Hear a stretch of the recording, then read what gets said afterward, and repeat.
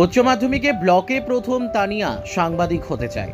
উচ্চ মাধ্যমিকে 438 নম্বর পেয়ে তানিয়া বিশ্বাস ডুয়ার্সের মাটিয়ালি ব্লকে প্রথম স্থান অধিকার করেছে। বিধাননগর উচ্চ বিদ্যালয়ের ছাত্রী তানিয়া মাথাচুলকা খালপাড়া এলাকার বাসিন্দা রবীন্দ্র বিশ্বাস ও মনসা বিশ্বাসের বড় মেয়ে। তানিয়ার বাবা পেশায় কাঠমিস্ত্রি, মা মনসা বিশ্বাস গৃহবধূ। তাদের 3 মেয়ে। বড় মেয়ের এই সাফল্যে খুশি তারা। পাশাপাশি এই নজরকাড়া ফলে বর্তমানে এলাকার নয়নের মণি হয়ে উঠেছে তানিয়া। ইতিমধ্যে অনেকেই তানিয়াকে শুভেচ্ছা জানিয়েছে।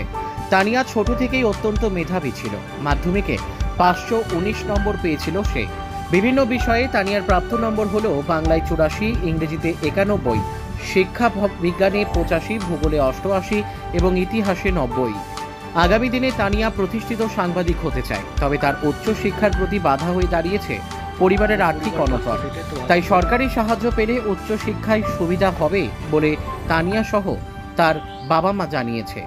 ব্যুরো রিপোর্ট, আমাদের টিভি। আচ্ছা, তুমি কত নম্বর পেয়েছো এবার? 438। আচ্ছা, কোন স্কুল থেকে পরীক্ষা দিয়েছো? কি মানে কিসে, মাধ্যমিক না উচ্চ মাধ্যমিক? আচ্ছা, বললাম এই যে এত নাম্বার পেল, আমার বাবা মা তো সাথে আছেই সবসময়ই, সাথে আমাদের স্কুলের যে টিচাররা আমাকে সবসময়ই একটু এক্সট্রা প্রায়োরিটি দিয়ে আমার হেল্প করছে।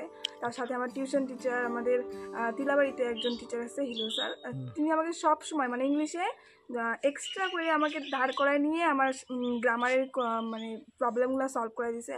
তিনি আমাকে যথেষ্টভাবে হেল্প করছে। আর বিশেষ করে আমার ফ্রেন্ডরা, ওরাও আমার মানে সব কিছুতেই হেল্প করছে। যদি আমার নোটসের কোনো দরকার পড়ছে ওরা দিয়ে দিছে। যদি কোনো বইয়ের আমার কাছে যে বইগুলো নাই ওই বইগুলো যদি ওই বইয়ের যদি কোনো কোশ্চেনের দরকার পড়ে তাহলে ওরা মানে আমি বলার সাথে সাথে। এই নাম্বার এত নাম্বার কি আশা করছিলে তুমি?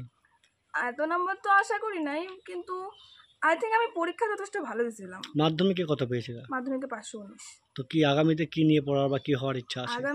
আগামীতে আমার জার্নালিজম মানে করার ইচ্ছা আছে। তারপর আমার একটা সাংবাদিকের পেশার দিকে যাওয়ার ইচ্ছা আছে। আচ্ছা আচ্ছা, এমনি কি কি অনার্স নিয়ে পড়ার ইচ্ছা আছে আগামীতে? অনার্স নিয়ে তো এখন বিএটা শুধু কমপ্লিট করবো, এখন সাবজেক্টটা ফর্ম ফিল আপ করি তখন কিছু একটা নিব অবশ্যই। আচ্ছা আচ্ছা, ওইটা বইলের নিয়ে শুধু শুধু পরে যদি না নিই ওটা খারাপ দেখা যায়। তো এই ম্যানেজার কি বলবা? আমি অ্যাপ্লাই করবো স্কলারশিপগুলোতে, আর যদি কোনো সরকারি সাহায্যও পাওয়া যায় তো ওটাও যদি পাওয়া যায় তো আমি নিব অবশ্যই।